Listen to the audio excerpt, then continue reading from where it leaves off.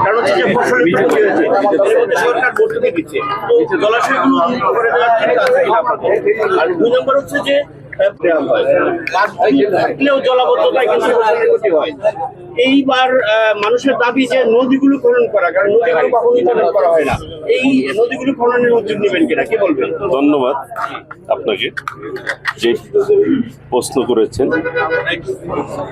আমরা ইতিমধ্যেই আমাদের শহীদ রাষ্ট্রপতি জিয়াউর রহমান, আমাদের আদর্শজনক স্বাধীনতার মহান ঘোষক শহীদ রাষ্ট্রপতি জিয়াউর রহমান খাল খনন কর্মসূচি উনি শুরু করেছিলেন।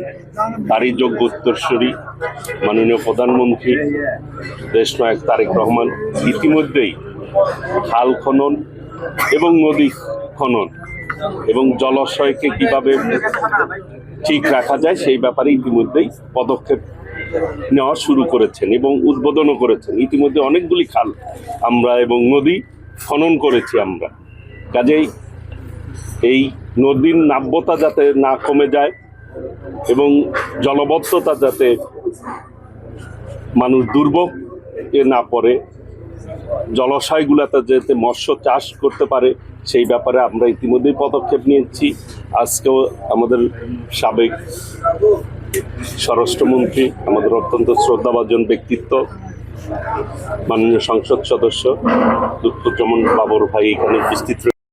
বাত ব্যথা, প্যারালাইসিস কিংবা আর্থ্রাইটিস, আধুনিক ফিজিওথেরাপি ও পুনর্বাসন চিকিৎসায় নির্ভরযোগ্য নাম ডিপিআরসি। কারণ হচ্ছে যে ফসলের ক্ষতি হয়েছে, এর মধ্যে সরকার ভর্তুকি দিচ্ছে, তো জলাশয়গুলো মুক্ত করে দেওয়ার ঠিক আছে কিনা আপনাদের? আর 2 নম্বর হচ্ছে যে দেওয়া হয় থাকলেও জলাবদ্ধতায় কিন্তু ফসলের ক্ষতি হয়। এইবার মানুষের দাবি যে নদীগুলো খনন করা, কারণ নদীগুলো কখনোই খনন করা হয় না, এই নদীগুলো খননের উদ্যোগ নেবেন কিনা, কি বলবেন? ধন্যবাদ আপনাকে যে প্রশ্ন করেছেন। আমরা ইতিমধ্যেই আমাদের শহীদ রাষ্ট্রপতি জিয়াউর রহমান, আমাদের আদর্শজনক স্বাধীনতার মহান ঘোষক শহীদ রাষ্ট্রপতি জিয়াউর রহমান খাল খনন কর্মসূচি উনি শুরু করেছিলেন। তারই যোগ্য উত্তরসূরি মাননীয় প্রধানমন্ত্রী দেশনায়ক তারেক রহমান ইতিমধ্যেই খাল খনন এবং নদী খনন এবং জলাশয়কে কিভাবে ঠিক রাখা যায় সেই ব্যাপারে ইতিমধ্যেই পদক্ষেপ নেওয়া শুরু করেছেন এবং উদ্বোধনও করেছেন। ইতিমধ্যে অনেকগুলি খাল আমরা এবং নদী খনন করেছি আমরা। কাজেই এই নদীর নাব্যতা যাতে না কমে যায় এবং জলবদ্ধতা যাতে মানুষ দুর্ভোগে না পড়ে, জলাশয়গুলোতে যাতে মৎস্য চাষ করতে পারে সেই ব্যাপারে আমরা ইতিমধ্যেই পদক্ষেপ নিয়েছি।